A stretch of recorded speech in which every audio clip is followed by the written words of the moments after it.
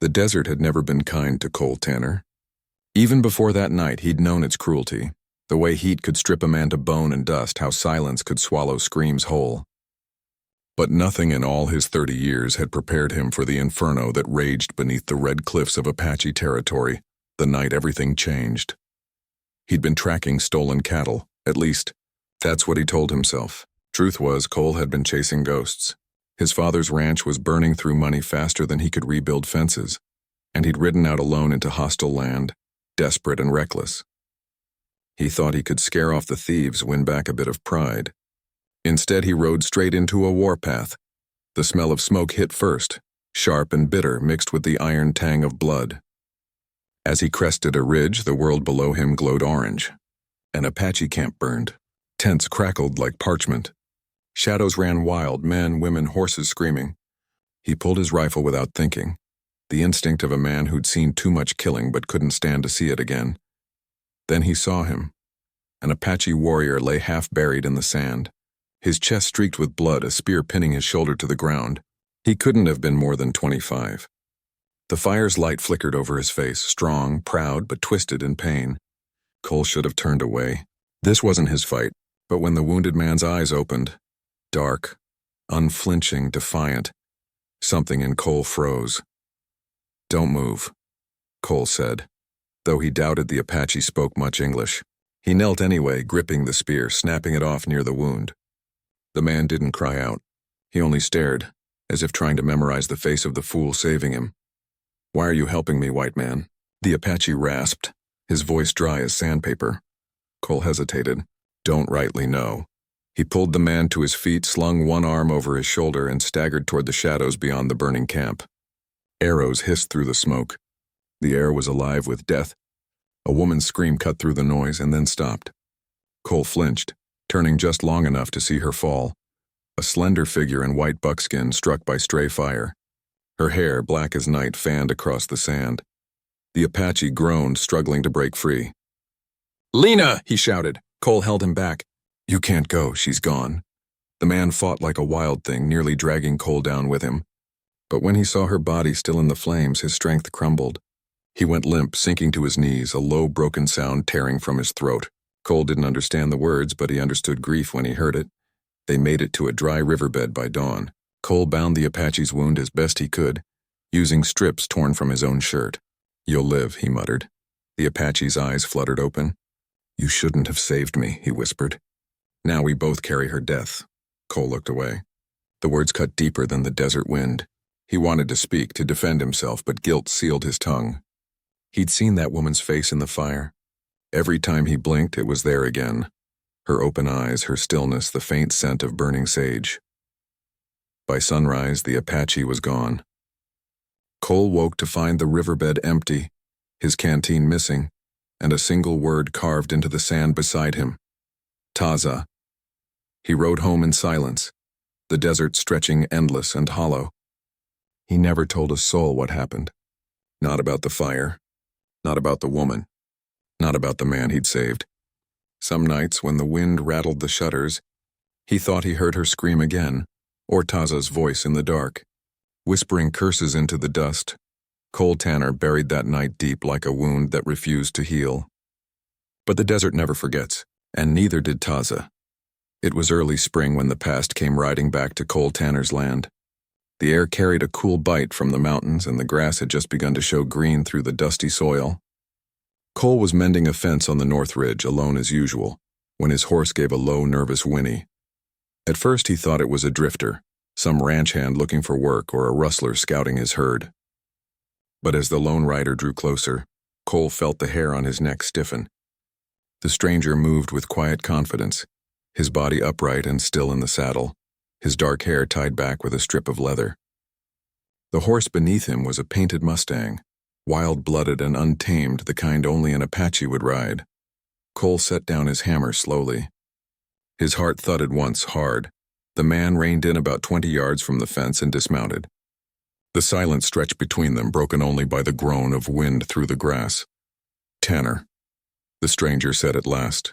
His voice was low, smooth, but edged like a knife. "You remember me?" Cole's throat went dry. He did. Every scar on that man's face, every line carved by sun and grief had lived in his memory for years. It was Taza, the warrior he'd saved, the ghost he'd tried to forget. "What are you doing here?" Cole asked, his hand hovering near the rifle propped against the fence post. Taza's dark eyes flicked to the weapon, then back. "If I came to kill you, you wouldn't have seen me ride up." Cole didn't move. "Then what do you want?" Taza took a few steps closer, his boots silent in the dust. "To return a debt," Cole frowned. "I don't need paying. It's not a choice," Taza said. His voice softened slightly, but there was something relentless beneath it. An undertow of emotion that made Cole uneasy. "That night you took a spear meant for my heart. You pulled me from fire. You gave me a life I didn't ask for. I've spent every year since carrying that debt like a stone." Cole turned away, tightening the wire fence. "You don't owe me a damn thing." Taza's tone sharpened. "You say that because you don't remember her scream?" Cole froze. The memory hit him like a fist. The woman in white buckskin. The fire. The silence afterward. He gripped the fence so hard his knuckles went white. "I remember," he said quietly. "Then you know why I came," Taza replied. Cole faced him slowly, meeting those fierce, unblinking eyes. "You came to blame me?" Taza's lips twitched. Not quite a smile, not quite anger. "I came to see if you're still human. If that fire burned the same hole in you that it did in me." The words landed heavy between them. Cole wanted to send him away. He wanted to forget again, to bury that night deeper than before. But something about Taza's calm, the way he stood in the morning light with the desert wind tugging at his hair, made it impossible. "Camp on the South Ridge if you need," Cole muttered. "But don't stay long. Folks around here don't take kindly to Apaches." Taza looked him over, head tilted slightly. "And you? Do you take kindly to me?" Cole met his gaze, his pulse unsteady. "I don't take kindly to ghosts." For a long time, Taza said nothing. Then quietly, almost like a whisper carried by the wind, he said, "Maybe that's what we both are." He turned his horse and rode toward the hills, leaving Cole standing at the fence, heart pounding, hands shaking from something he couldn't name. That night, long after the sky went dark, Cole thought he heard a horse outside his cabin. When he opened the door, no one was there. Only a single Apache arrow stuck in the earth by the porch. It wasn't a threat. It was a message: he's not gone. And for the first time in years, Cole Tanner realized he didn't want him to be. 3 days passed, and Cole Tanner still hadn't told a soul that an Apache was camped on his South Ridge. The man's presence hung over the ranch like a storm cloud, silent, brooding, dangerous. The ranch hands sensed something was off. Even the horses grew restless, spooking at every wind-blown sound. By the 4th morning, word had spread through the bunkhouse that Cole had been seen talking to a redskin. The whispers crawled faster than wildfire. At the saloon in town, the talk was uglier. "Tanner's losing his mind," one rancher muttered. "Harboring savages now." Cole ignored it. He told himself Taza would be gone soon. But when he rode out to check the fence line that evening, he found the Apache still there, seated cross-legged beside a small fire, sharpening his knife. "You're still here," Cole said, dismounting. Taza didn't look up. "You said I could stay on the ridge for a night." "Not forever." "I didn't say forever." His tone was calm, but there was that same quiet defiance in it, the kind of unshakable strength that made a man both uneasy and curious. "You don't like what you don't understand, Tanner."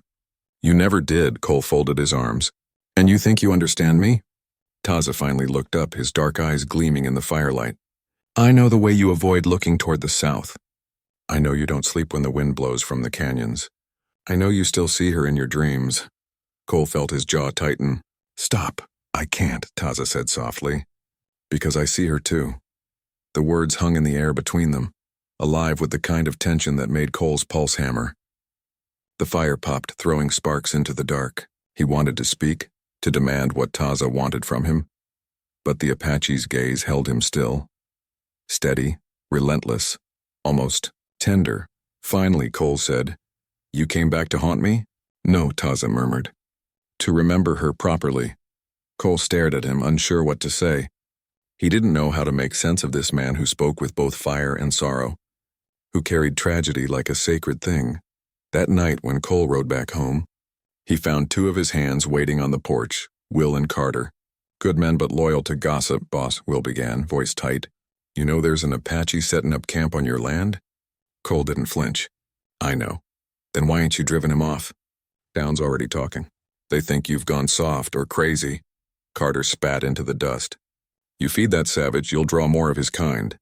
Ain't no end to it, Cole's patience thinned. You boys worried about your pay or my fences? Neither man answered. Their eyes said enough. Fear and prejudice were stronger than loyalty. By sunrise, they were gone. Left a note and their wages on the kitchen table. Cole read it once, then burned it in the stove. When he rode out later that morning, Taza was waiting near the fence again. You lost men, he said simply. Cole nodded. People don't trust what they don't understand. Taza tilted his head. Do you? Cole sighed, removing his hat. I don't know what to trust anymore. The Apache rose, walking closer until only the fence separated them. Then trust this, he said quietly, pressing his palm against the rough wood. That I didn't come to take from you. I came because I can't stop thinking about that night. About you, Cole's breath caught. The words hit deeper than he wanted them to.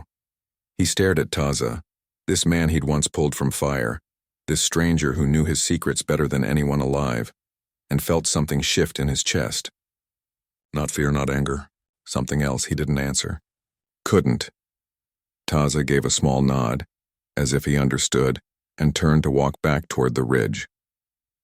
The sun dipped low behind the mountains, casting their shadows long across the desert. Cole stood at the fence long after Taza disappeared, the echo of those words still burning in his mind. I can't stop thinking about you. He told himself it was nothing. Just guilt. Just memory. But deep down, Cole Tanner knew the truth. The past wasn't haunting him anymore. It was calling him. The fourth night after Taza's return, Cole Tanner stopped pretending he could sleep. The air was too heavy, the silence too full. The image of Taza's eyes in the firelight, dark, steady, saying things no man had a right to say, wouldn't leave his mind. He poured himself a glass of whiskey, but it did little good. The burn in his chest wasn't the liquor. It was memory. Outside, the desert wind howled low and mournful. Cole stood at the window, watching the horizon shimmer silver beneath the moon. He didn't hear the door until it creaked open behind him.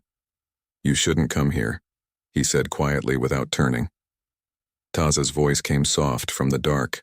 You didn't tell me not to. Cole turned. The Apache stood just inside the doorway, bareheaded, his expression unreadable. Dust clung to his boots. The fire from the hearth flickered across his face, catching the faint scar near his temple. The one Cole remembered seeing in the glow of burning tents. What do you want, Taza? The Apache's gaze was steady. You said you remember her. I want to know how. Cole set the whiskey down with a heavy hand. You really think I'd ever forget? Taza took a slow step closer. Then tell me. Cole's jaw worked. He'd never spoken about that night aloud, not once in all those years.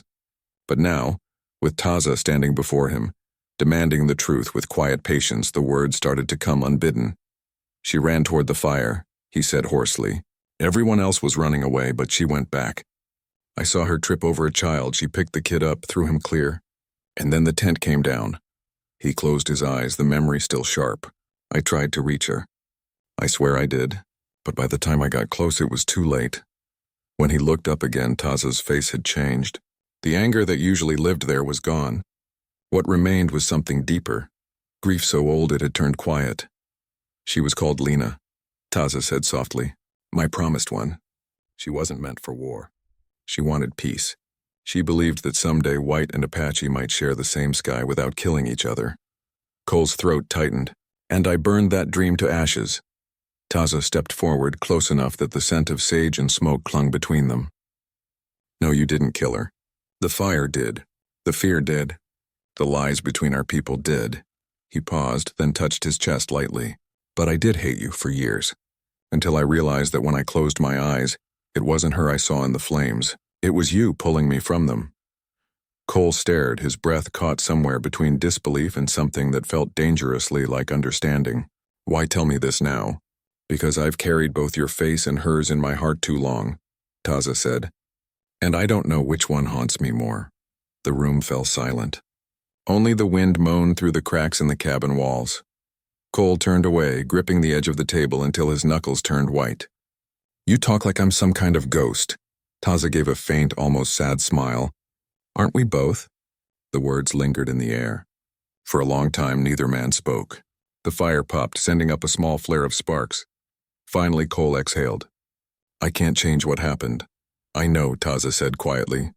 But maybe we can change what happens next. He stepped closer still until only a few inches separated them. His voice dropped to a whisper. You keep her memory buried, Tanner.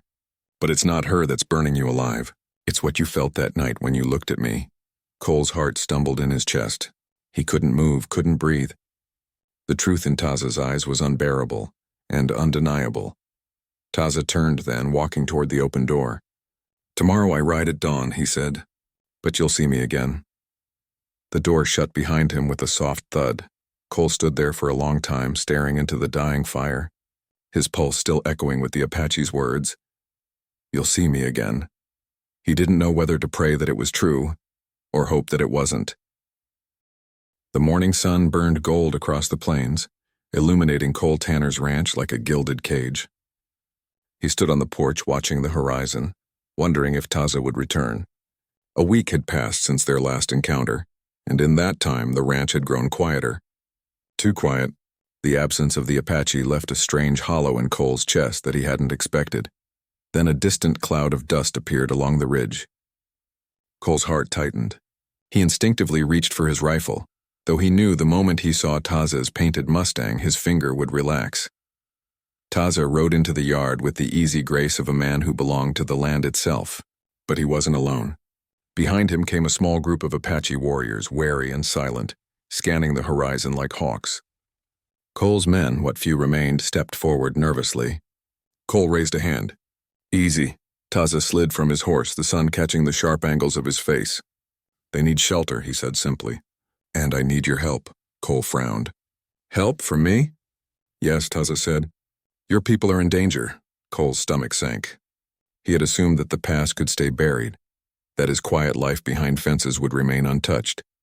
But here it was, unearthing itself again. What do you mean? They're being hunted, Taza said, by men from the settlements. They fear us, but they also fear the truth. I can't fight them alone, Cole swallowed. Helping Taza meant inviting danger. But he also knew the warrior had once saved his life. And though he hated to admit it, he felt something else, a growing pull toward the man who carried both fire and memory in his eyes. All right, Cole said. We'll help. But not because I trust your men. Because I owe you. Taza's eyes softened. You don't owe me, Tanner. You saved a life, and now I need your courage to save another. The next hours were a blur. Cole helped fortify a natural canyon that Taza and his warriors used as a defensive stronghold. He rode alongside them through narrow passes, moving quietly, checking every ridge and hollow for threats. With every action, his old guilt mingled with a strange exhilaration. For the first time in years, he felt alive in the desert again, not just surviving, but acting with purpose. When night fell, the group huddled around a fire, the glow reflecting off Taza's face. Cole sat close, his rifle resting across his knees, watching the man move with calm precision, issuing silent commands with the flick of a hand or a glance. Taza caught his gaze. You could leave, he said softly. Go home. Pretend none of this is your problem. Cole shook his head. Not this time. I'm staying. You saved me once. Now I'll return the favor. Taza's lips curved into a faint, almost shy smile. Then we are even. Maybe more than even. Cole looked at him, a heat rising in his chest he could no longer deny. The same fire that had haunted him in the desert all those years, the same fire that had scorched him in memory, was now alive in the man before him. Hours later, when the camp settled into uneasy rest, Taza spoke again, his voice low and intimate. I can't stop thinking about you. Cole froze. The words struck him deeper than any rifle shot. He had imagined them in dreams, in guilt-laden fantasies, but hearing them aloud made his pulse race. He met Taza's gaze. The warrior's eyes were steady, honest, and unbearably close. Cole swallowed hard, feeling the weight of every past mistake and every unspoken longing press against his chest. I don't know what to say, he admitted. Then don't, Taza whispered. Just remember, that's enough. The fire crackled between them, sparks drifting into the night. For the first time since that fatal night years ago, Cole Tanner felt that he and Taza were no longer divided by fear, guilt, or silence. They were bound by something else, something more powerful, something like a debt of the heart. The nights on the canyon ridge had a way of swallowing sound, leaving only the whisper of wind through scrub and the occasional cry of a distant coyote. Cole Tanner had spent years avoiding quiet, fearing the memories it brought. But now with Taza close, silence no longer suffocated him. It vibrated with something else, something alive. They had just finished fortifying a small outpost near a narrow ravine. Cole wiped sweat from his brow, feeling the ache in muscles long unused. Taza approached, moving like a shadow, and gestured to the fire. "Sit," he said, voice low, almost intimate. "We have a few hours before they might try anything." Cole sat exhausted. The flickering fire cast long, trembling shadows on Taza's face, highlighting the sharp planes of his jaw, the dark depths of his eyes.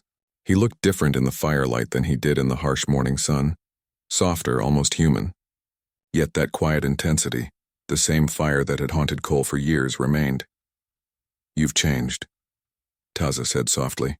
"You carry your guilt like armor, but it doesn't protect you." Cole stared into the flames. "Some wounds aren't meant to heal."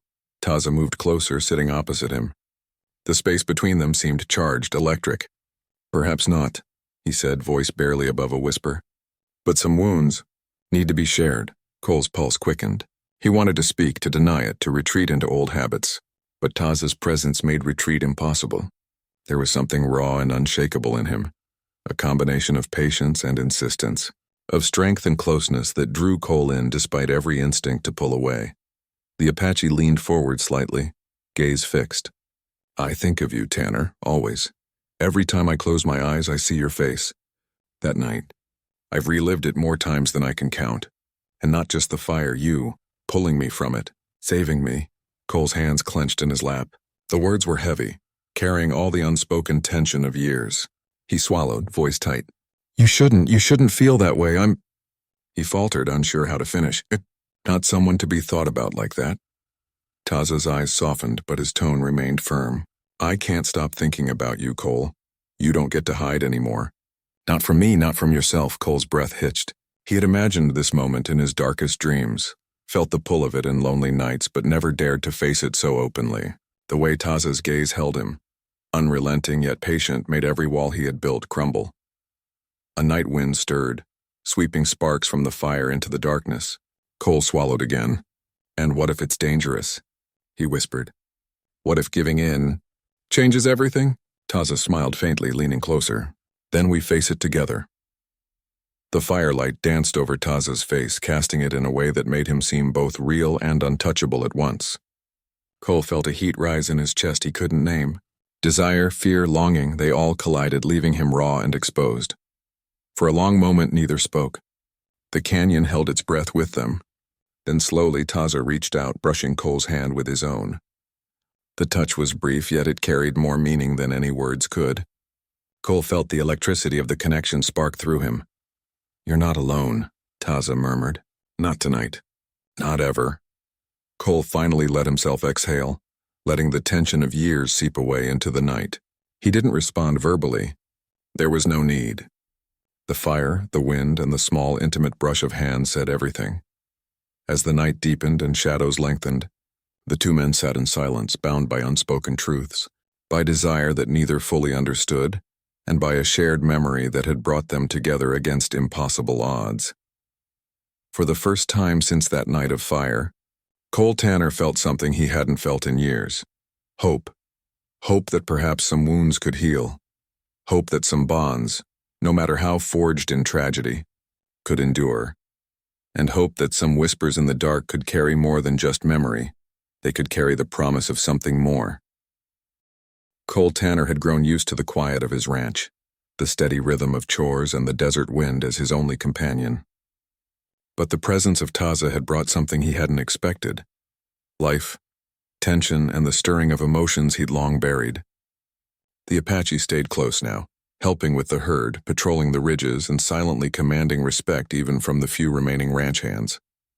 But not everyone in the town below was pleased. Rumors spread like wildfire. Tanner's harboring an Apache, the townsfolk whispered in saloons and on dusty streets. A dangerous man. Fear turned into anger. Prejudice, sharpened by decades of conflict, sharpened even further. One afternoon, Cole rode into town to fetch supplies. Every eye turned toward him. The sheriff, a stout man with a heavy mustache, tipped his hat politely, but there was an edge to his gaze. "Word travels fast, Tanner," he said, leaning against the post office door. "They say you've let an Apache wander your land. Folks are worried." Cole's jaw tightened.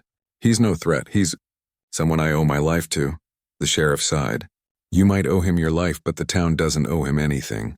If he stays, there'll be trouble. You need to make a choice before it comes to blood." Cole left the town with the same unease that had haunted him since Taza's return. Back at the ranch, Taza was waiting at the fence line, the wind teasing his dark hair, the painted horse shifting restlessly. "They're angry," Cole said quietly. "They don't understand." "They never will." Taza's eyes darkened, but his tone was calm. "Then we show them we are not their enemy." Cole shook his head. "It's not that simple. They'll see an Apache and assume the worst." "We'll do what we must," Taza said. "I don't fear them and I don't fear you. But if they come here, you must be ready to stand." Days passed and the tension in town escalated. Men gathered outside the saloon muttering about traitors and redskins on Tanner land. A mob of angry settlers finally rode toward the ranch at dusk, torches in hand, voices raised in fury. Cole felt his chest tighten. His hands went to his belt, then stopped. He didn't need a gun. Not yet. Taza appeared beside him, silent and commanding. He assessed the crowd like a predator sizing up prey. "You will not touch this land," Taza said, voice low and dangerous, yet controlled. "Or you will answer to me." The mob faltered, their confidence shaken by the calm authority in his tone. But prejudice dies slowly. A few men called out, daring him to leave. Cole stepped forward, placing himself between Taza and the crowd. "This man saved my life once," Cole said, voice ringing across the open plain. "And I will stand with him no matter what. If you harm him, you harm me, and I will not forgive it." Silence fell. Some men muttered threats, but Cole's stance, combined with Taza's unflinching presence, forced hesitation. The mob did not disperse entirely, but it fractured. Later that night, Cole stood on the porch watching the stars emerge over the ridge. Taza joined him silently, sliding his hand into Cole's briefly before letting go. "They tested you," he said, voice low. "You passed," Cole exhaled, tension leaving him slowly. "We barely held them off," he muttered. Taza's gaze softened. "It doesn't matter. What matters is that we are here. Together." The desert wind stirred around them, carrying with it a sense of both triumph and fragile calm. Cole Tanner realized that standing for Taza, for the man who haunted his memories and his heart, was more than an act of courage, it was an act of honesty. For the first time in years, Cole felt the power of choosing his own destiny, unbound by fear or shame, and Taza, relentless and unyielding, remained by his side. The town would turn, but Cole Tanner knew one truth above all. He would never turn away from the man who had become more than a ghost. The sun had barely crested the eastern ridge when the first shouts echoed across Cole Tanner's ranch. Smoke curled above the horizon from the town below. Cole's heart pounded, not with fear, but with a fierce, protective instinct. He had known this day might come. The settlers would not let the presence of Taza and Apache remain unchallenged on Tanner land. "They're coming," Cole muttered, mounting his horse. His eyes searched the distant ridge where Taza was already waiting. Painted Mustang pawing the earth, muscles coiled like spring steel. The Apache's expression was calm, unreadable, but the tension in his jaw, the set of his shoulders, spoke of readiness. Cole's men had all but abandoned the ranch. Only he and Taza remained, and that was enough. The first riders appeared as dark shapes against the rising sun. 20 men, some armed with rifles, others with pitchforks and torches. They were fueled by fear, by anger, by prejudice. Cole tightened his grip on the reins. "Hold steady," he said. Taza didn't respond, his eyes fixed on the advancing mob. Then, with a low whistle, he signaled. Horses surged forward, kicking up dust. Cole followed instinctively, the rhythm of riding long, familiar muscles in his arms and legs, yet different now. Every beat of his horse's hooves echoing against his own heartbeat. The settlers split into two groups, trying to surround them. But Taza had studied the land for years, and he maneuvered with uncanny skill, leading Cole through narrow passes and hidden canyons. Each turn was calculated, each step designed to keep them just out of reach. Cole glanced at Taza as they ducked behind a rocky outcropping. The man's eyes were fierce, determined. "We're not leaving anyone behind," Taza said, voice low, steady. "Not me, not you." They rode deeper into the canyon system, the walls narrowing, the dust thick in the morning air. The sound of pursuing horses faded but never fully disappeared. Cole's pulse raced, not from fear alone, but from the thrill of being alive, of acting in a world that demanded courage, clarity, and instinct. Suddenly, a volley of gunfire rang out from above. Cole ducked, feeling the heat of a bullet whiz past his ear. Taza's hand shot out, gripping his shoulder. "Follow me!" he shouted. They plunged into a hidden ravine where the canyon walls rose like walls of stone. The attackers slowed, unable to navigate the narrow passage, their horses panicking. Cole realized then the depth of Taza's knowledge, not just of survival, but of tactics, of protection, of life itself. Hours passed as they navigated the labyrinth of rock, waterless and grueling. Sun high overhead, Cole's arms ached, sweat burned his eyes, and yet he rode on. Taza's presence beside him was both comforting and unnerving, a reminder of every memory, every fear, every desire he had tried to suppress. As dusk fell, they reached a small oasis, a hidden pool nestled between high cliffs. Cole slid from his horse, his legs trembling. Taza followed, dismounting smoothly, eyes scanning the canyon. The desert was quiet now, save for the trickle of water and the whispering wind. Cole collapsed onto the ground, breathing hard. "I thought he began, voice faltering. Taza knelt beside him, placing a firm hand on his shoulder. "You thought we'd be separated," he finished for him. "But I don't leave, not now. Not ever." Cole's chest tightened. The words, the touch, the shared danger, they all melded together, burning into his memory. Taza's gaze held him, unwavering and tender at once, and Cole understood something he had denied for too long, that he was no longer alone. The desert stretched before them, vast, empty, and unforgiving. But in Taza's presence it became a sanctuary. Cole Tanner realized that some nights of fire, some memories of loss, some whispers of the past, were not meant to destroy him. They were meant to lead him here, to this moment, to this man, and for the first time in years, he believed they would survive, together. The dawn broke over the canyon with a muted blood-orange light, spilling across the jagged cliffs like molten gold. Cole Tanner had barely slept, his body stiff from riding and the tension of the chase, yet his mind was alert, every sense straining to catch the faintest sound. He and Taza had believed the worst of the settlers had been left behind, but a shadow on the ridge reminded them that danger had not yet passed. A small group of armed men had tracked them overnight, using the narrow canyon as a funnel. Cole spotted them first, rifles raised, eyes cold and determined. Taza's painted Mustang pawed the ground, muscles taut with anticipation. The Apache glanced at Cole, expression unreadable but commanding. "Stay close. We end this," he whispered. Cole nodded, gripping his rifle. His chest was tight, a mix of adrenaline, fear, and an unfamiliar hope. For years he had carried guilt and silence. Now he would act, not to hide, not to survive alone, but to protect Taza, the man who had haunted his thoughts since the night of fire. The first shot rang out, echoing against stone walls, and the canyon came alive with the thunder of conflict. Cole ducked, firing when he could, but soon a bullet tore into his shoulder. Pain flared, sharp and shocking, and he stumbled to the ground. Taza was immediately at his side, grabbing him under the arm, steadying him. "No!" Cole gasped, but Taza's grip was iron strong. "I've got you. I will not let them take you." They fought side by side, the desert dust mingling with blood, sweat, and smoke. Taza moved with lethal precision, disarming, dodging, striking with the quiet fury of a warrior shaped by loss and honor. Cole struggled, wounded and dazed, but he stayed in the fight, inspired by Taza's unyielding presence.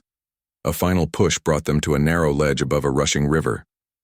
The attackers, outmaneuvered and desperate, hesitated.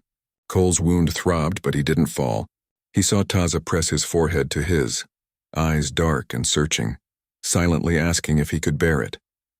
Cole nodded weakly, the bond between them undeniable. "I never owed you," Taza murmured, breath warm against his ear. "You were always mine to remember." Cole's vision blurred with pain and relief. The realization hit him harder than any bullet. Redemption had never been about paying a debt in blood. It had been about standing together, surviving together, facing the past without fear. With Taza's guidance, they descended the ledge, leaving the remaining men behind. Every step was agony, but the weight of the shared struggle lightened the burden in Cole's chest. He realized that in protecting Taza, he had finally protected himself, his honor, his memory, his right to live and feel again. When at last they reached a safe spot beneath a clump of mesquite trees, Cole sank to the ground, exhaustion overwhelming him. Taza knelt beside him, pressing a damp cloth to the wound. The Apache's hands were steady, sure, and every touch spoke of care, concern, and a promise of something more than mere survival. "You fought bravely," Taza said softly. "Not just for me, Cole, for yourself." Cole swallowed hard, voice shaking. "I couldn't have done it without you." "You did it," Taza insisted, eyes searching his. "You faced the past. You faced yourself." For a long while they sat in silence, the roar of the river filling the canyon, the scent of sage and dust mingling with the acrid smoke from the distant ridge. Cole finally allowed himself to relax, to let the tension fall from his shoulders. He was alive, wounded, yes, but free in a way he had not been for years. And beside him Taza remained, relentless and unwavering, a constant that no fire, no mob, no desert storm could erase. Cole realized with a clarity he had never felt before that the night of fire, the guilt, the silence, all of it had led him to this, to redemption not in blood, but in loyalty, in trust, in the quiet power of a shared heart. The desert stretched endlessly around them, but for the first time, Cole Tanner felt that he could breathe, and that he would never be alone again. The sun had set behind the western cliffs, painting the desert sky in deep purples and fiery oranges. For the first time in years, Cole Tanner felt a calm he hadn't known since the night of fire. The battle was behind them, the danger temporarily at bay, and Taza sat quietly beside him on the ridge, their horses grazing nearby. Cole had avoided words about that night for so long. Too long. Pain, guilt, and fear had kept his lips sealed, but now with Taza at his side, steady and relentless, the walls he had built around his heart were finally cracking. "I never spoke of that night," Cole admitted softly, voice barely louder than the wind. "Not to anyone. Not my father, not my men, not even myself." Taza's dark eyes, glowing in the firelight, met his. "I know," he said quietly. "And neither did I, but we carry it anyway, always." Cole swallowed hard. "I kept it buried because I thought it would make me stronger. Because I thought, if I forgot, I could move on. But I never moved on. Not really." "You didn't need to speak," Taza murmured. "I felt it. Every night. Every day." Cole's pulse quickened. The confession was dangerous, raw, exposing the vulnerability he had long hidden. But Taza didn't flinch. He didn't judge. He simply waited, steady and patient, letting Cole lay down the weight of years like stones at his feet. "I remember everything," Cole continued, voice trembling. "The fire, her scream, your face in the flames. The look in your eyes when I pulled you out. I thought I was saving you, but maybe it was me who needed saving." Taza reached out, brushing Cole's hand with his own, a touch both gentle and commanding. "We saved each other," he said. "You don't see it, but you carried me from that night just as I carry you now." Cole's throat tightened. He had lived decades in silence, hiding behind stoicism and distance. But now, under the vast desert sky with the echo of past guilt and present survival intertwining, he realized something profound. He had never been alone. Not really. Not while Taza's shadow lingered in his memory, or his presence now lingered in the quiet moments of the day. Cole began, but the words caught in his throat. Taza's hand, warm and unyielding, held his, grounding him. "You don't have to say it," Taza whispered. "Just feel it. That's enough for me." Cole's chest rose and fell with deep breaths, the years of silence breaking with each one. Finally, he met Taza's gaze fully, unflinching. "I've spent so long trying not to remember," he admitted. "But I can't, because you won't let me forget." Taza's lips curved into a small, almost shy smile, though his eyes remained intense. "I will not forget, and I will not let you." The desert night wrapped around them, stars glittering like shards of glass across the sky. The wind whispered through the ridges, carrying with it the scent of sage, dust, and distant fires. Cole realized with startling clarity that the desert had shaped him, but Taza had awakened him. They sat together in silence, hand in hand, a quiet understanding forming between them. The past was still there, scarred and raw, but it no longer dominated the present.